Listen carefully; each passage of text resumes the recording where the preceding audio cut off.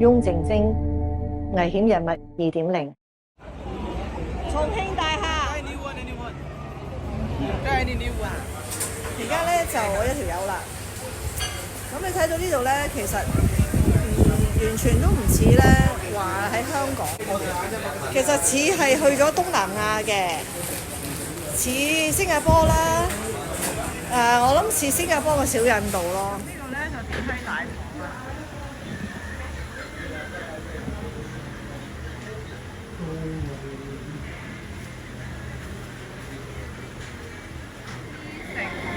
賓館接待處係咁樣嘅，呢度都有看更嘅，其實分開幾多座幾多座。嗱，頭先咧，喂，what happened？啱啱我哋喺出邊咧，其實都好多人嬲你買嘢啊嘛，又叫你買買 things for the restaurant. 哦，餐廳嘅係咪啊？ And yeah, maybe a watch. Oh, what kind of watch? Fake Rolex. You see? What do you mean I see? Well, I didn't buy it, so I don't see I it. know, but there's a lot of crime in here. 重慶森林又點會淨係叫你買隻假錶咁簡單啦？呢度真係賓館林立，龍蛇混雜，但係你都可以話佢係亂中有序嘅。係咪危險就見仁見智啦。但係喺呢度發生過嘅事，就真係講都講唔完啦。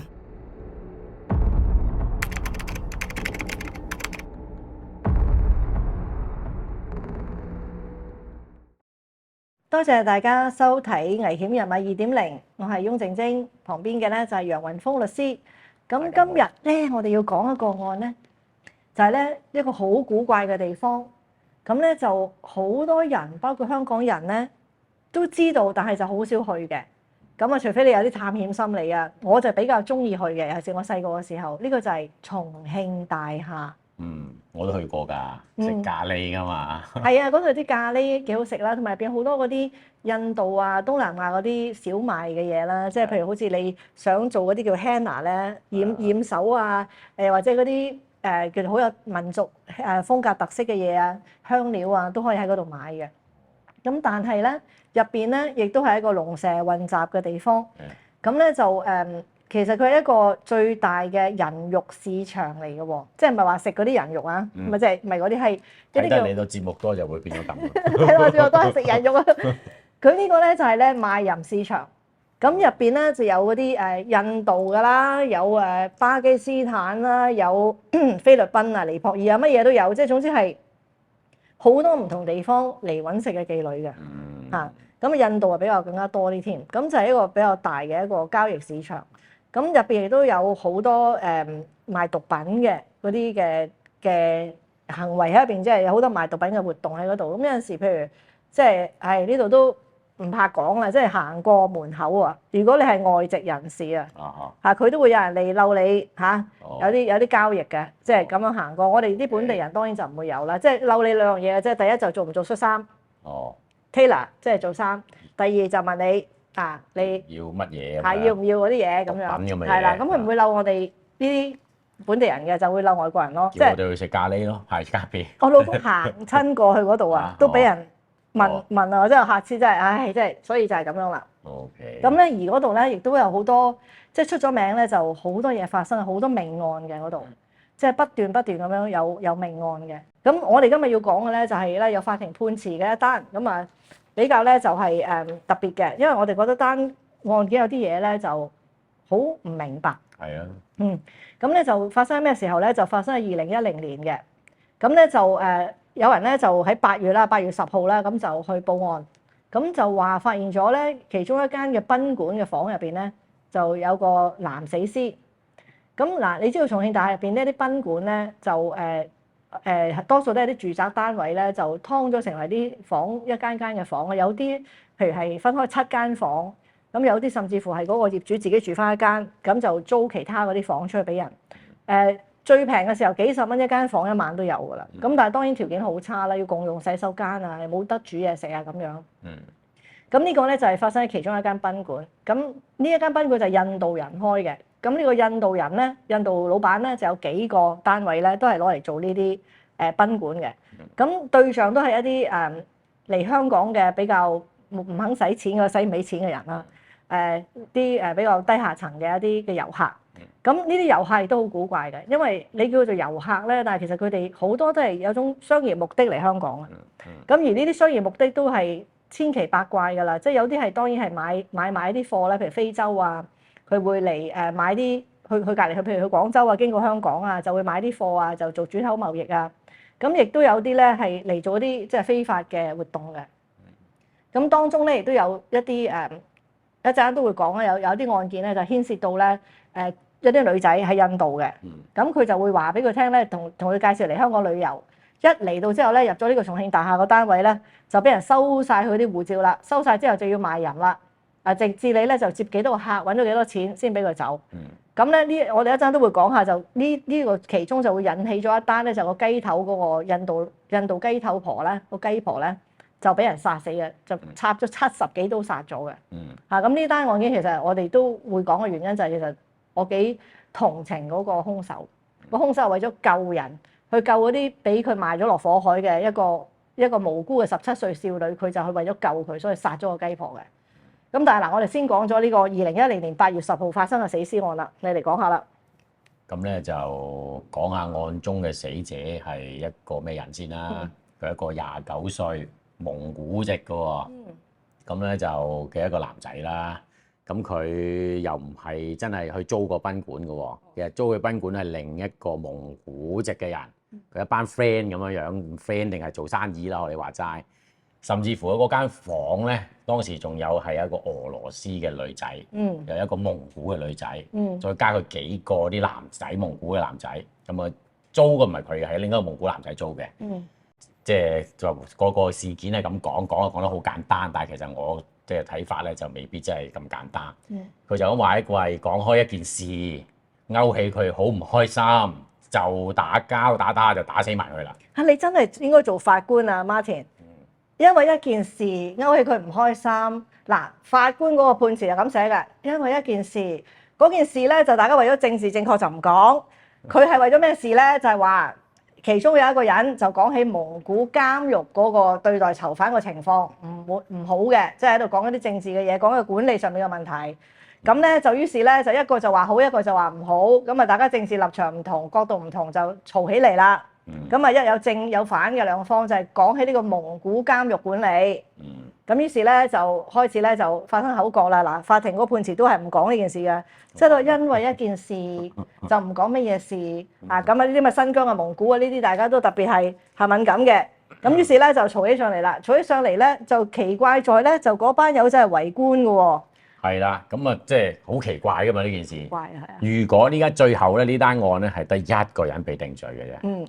但係其實嗱咁我哋嘈交啦，嘈交頭先佢都講咗啦，一大扎人喺入邊咧，有咩俄羅斯人啊、蒙古人啊，男嘅有女嘅又有啊，咁佢哋當時喺度咧就飲酒嘅，係飲咗唔少酒嘅，因為警方到場嘅時候咧，嗰個現場環境係一片狼藉嘅，周圍都係啲飲剩嘅酒罐啊、杯啊，又係嗰啲樽啊啲嘢，咁啊。而咧當時話發生爭執嘅時候咧，其實所有人都係在場嘅。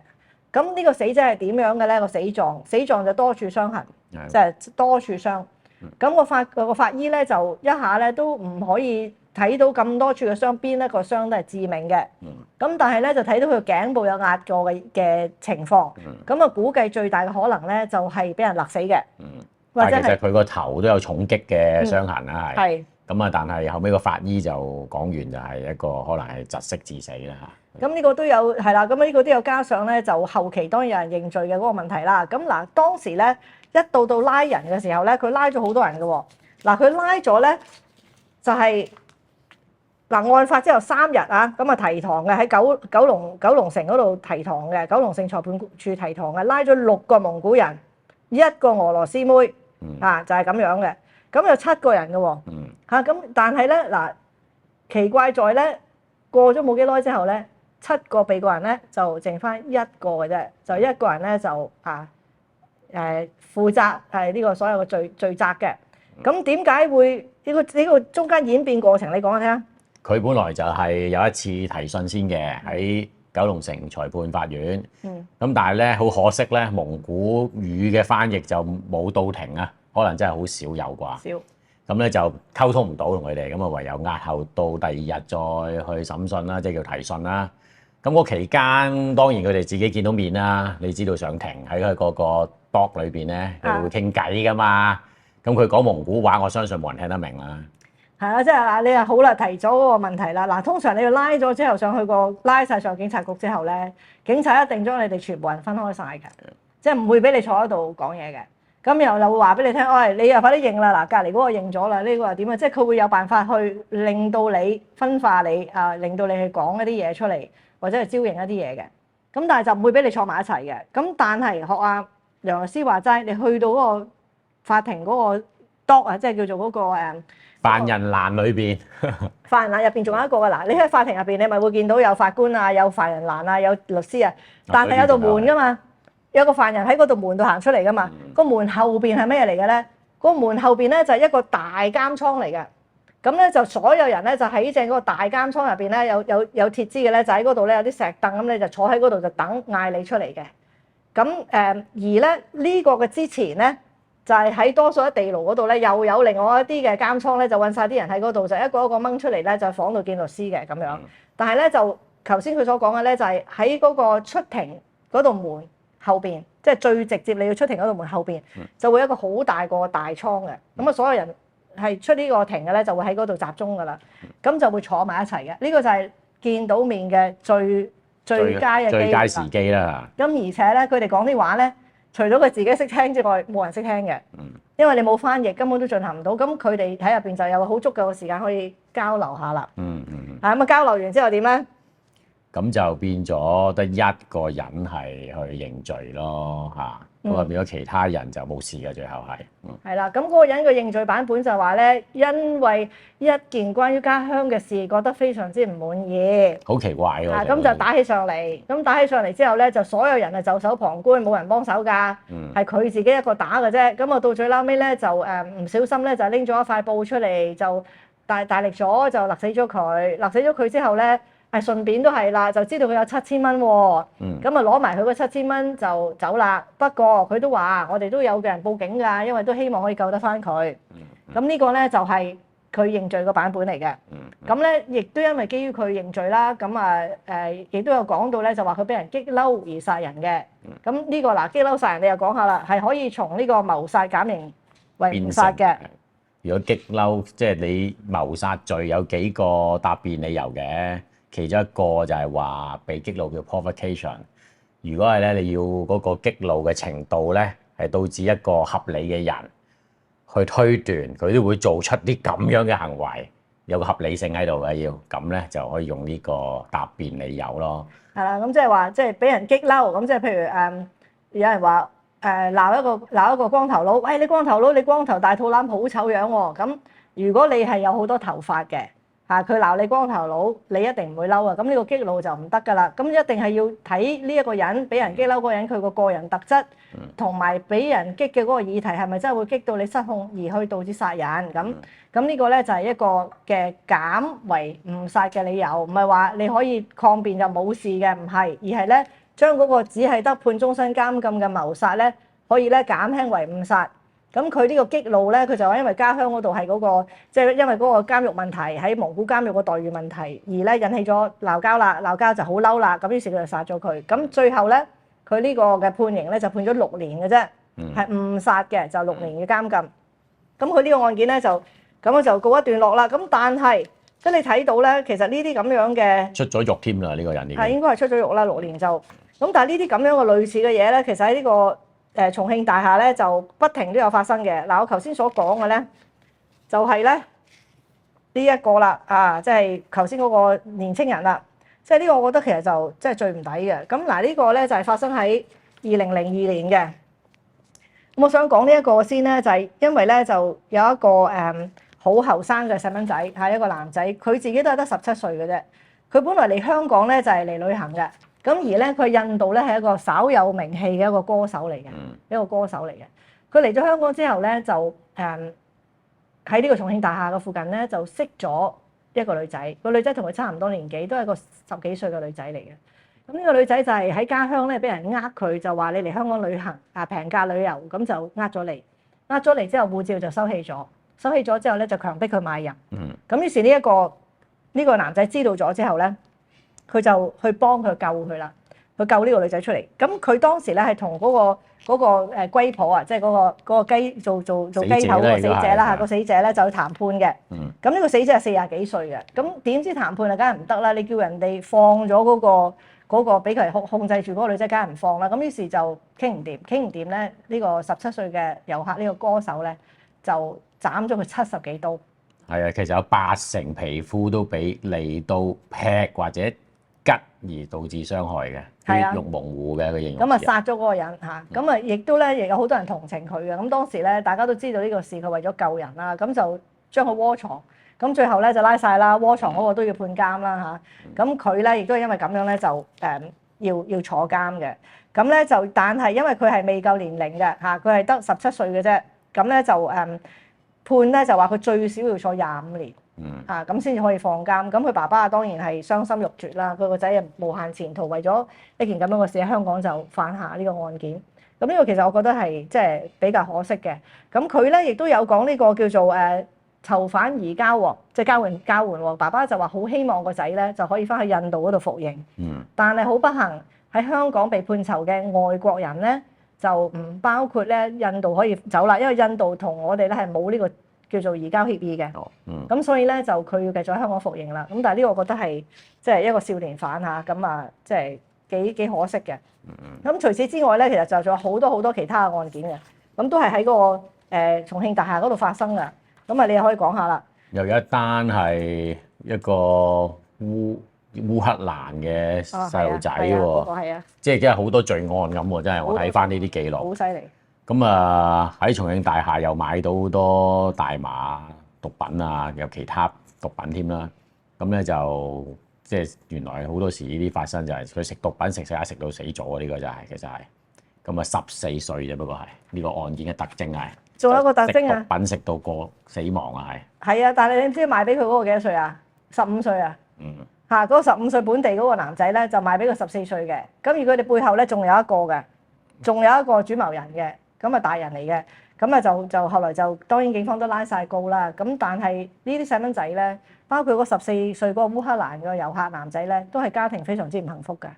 咁就叫做話遊客啦，其實基本上都係。啲父母帶咗佢嚟之後就抌低啊！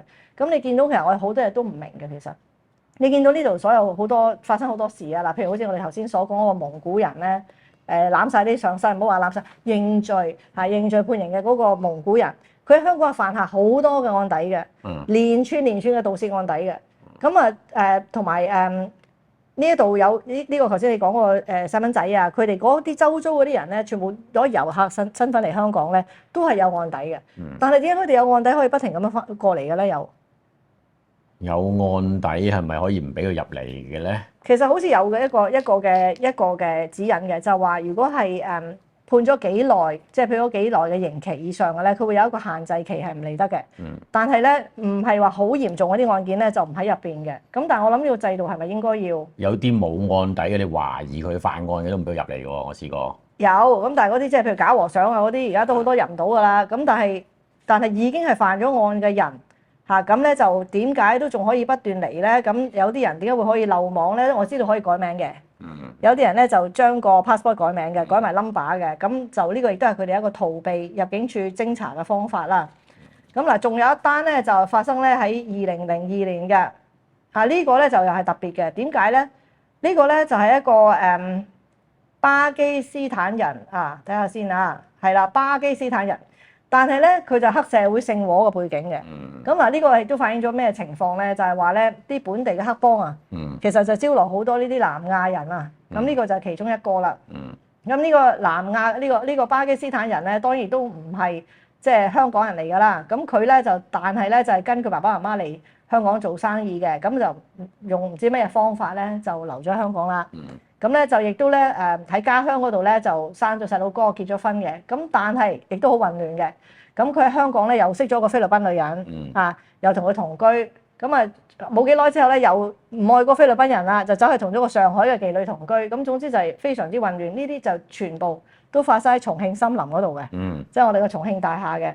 咁後來咧就為咗呢啲咁樣嘅針鋒相對啦嚇，咁嗰個菲律賓女仔啊有個同鄉啊，又點樣走佬啊，咁跟住又令到呢個巴基斯坦人咧又同呢啲菲律賓人啊搞上咗好多瓜葛啊，跟住加埋咧呢個被殺嘅呢個巴基斯坦人咧，佢就有個中文名叫做阿輝嘅，佢叫做 Hussein， 但係佢有個中文綽號就叫阿輝嘅。咁咧佢咧就成日咧就去話俾嗰啲扒手嗰啲受害人，即係譬如有個扒手集團咧，就專門係活躍喺重慶大廈㗎啦。但係佢哋班人就知邊啲人嘅，但係咧佢咧就見到有人要扒錢咧，佢就打眼色咧，就俾嗰個受害人咧就俾佢就留意。係啊，咁於是就扒唔到錢。佢點解咁做咧？因為佢有義氣嘅叫做，因為佢幫佢嗰個兄弟係菲律賓人，佢個兄弟同佢講話投訴，話佢俾另一班菲律賓人撬咗佢長腳。咁佢出頭，成日要對付嗰班人咁就，咁佢都幾醒喎，成日跟到佢哋扒手發生犯法嘅時候，佢都出席嘅可以嚇。係啊，咁總之就佢總之好多糾紛啦。咁到最拉尾咧，咁當然咧就俾一大扎人啦，4個兇徒衝入去就斬死咗佢啦。跟住就又拉咗幾個巴基斯坦人就歸案啦咁樣，但係有冇判到刑啊？因為老實講，好多時候警察或者我哋中國人睇佢哋個個一樣樣嘅，咁即係除非你話 DNA 嘅啫，咁所以咧就呢個地方其實係一個有佢自己法則嘅地方咯。其實好似一個嘅王國咁樣，係充滿咗神秘咯。有頭先我哋講到有毒品啦，已經14歲都食毒品死咗。係啊，呢個就有呢個社團嘅兇殺案啦。係啊，然之後又有嗰個雞頭即係黃啦。係咯，齊晒。係啊，販賣人口啊嗰啲，嗰個雞頭其實你。有人就講呢啲叫做即係屬於係即係有啲國際組織咧，就不時咧都話香港係一個販賣人口嘅地方嚟嘅。哦，咁咧就香港政府一路都唔承認嘅。咁我哋直覺上覺得販賣人口咧就係你攞咗人個 BB 嚟賣俾你啊，或者賣咗個女人去咩地方？其實販賣人口個定義就唔係咁窄嘅。譬如咧，你用一個方法話俾人聽，你嚟香港打工嘅。咁但係你嚟咗呢度打工之後咧，原來咧你幾個月都冇人工嘅喎，你嗰啲人工咧就係攞去還請你過嚟嗰啲僱用費嘅喎。咁菲傭嗰啲算唔算係？算㗎，佢哋都列咗呢啲入去一啲叫販賣人口，所以好重嘅僱用佣金都係屬於販賣人口嘅，佢哋落呢個類別嘅。咁同埋有啲好似頭先所講話平價旅遊嚟香港，嚟咗香港之後攞起你本護照要你去賣淫。佢唔係賣咗你，但係你要去幫佢做嘢，咁呢啲都係屬於販賣人口嘅。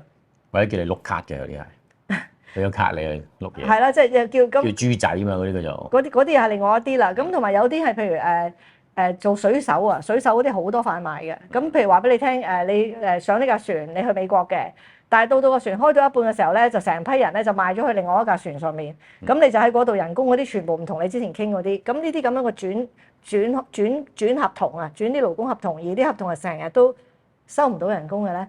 咁呢啲都屬於係販賣人口嘅一種，咁所以成日都有啲國際組織就將香港就評價為咁樣咯。咁但係當然香港政府話強烈反對、堅決不滿啦嚇。咁但係呢個就係重慶大廈嘅一部分寫照咯。咁唔係講嚟嚇你哋嘅，咁但係如果譬如你對呢個地方有興趣咁，都不妨可以去食下咖喱嘅。可能多啲正經嘅人去嗰個地方好啲咧，反而。咁都係嘅。咁好啊，我哋今日就講到呢一度啦。重慶大廈。咁下一次我哋再講第二個題目。記得 comment、like and share。好神秘啊呢度啊，個個都有門牌。嗱呢邊有門牌先。But they do have a camera up there. Right here in the corner. 因為呢啲 guest house 都有門牌，係嗰間冇嘅啫。即係呢個就係嗰個之前嗰個叫 Disney Deluxe 嗰間嘢嚟嘅，而家改咗名啦。咁佢呢度咧，如果你入去咧，你要去 B 座嗰度咧登記咗咧，你就俾個密碼你就入呢度住咁樣噶啦。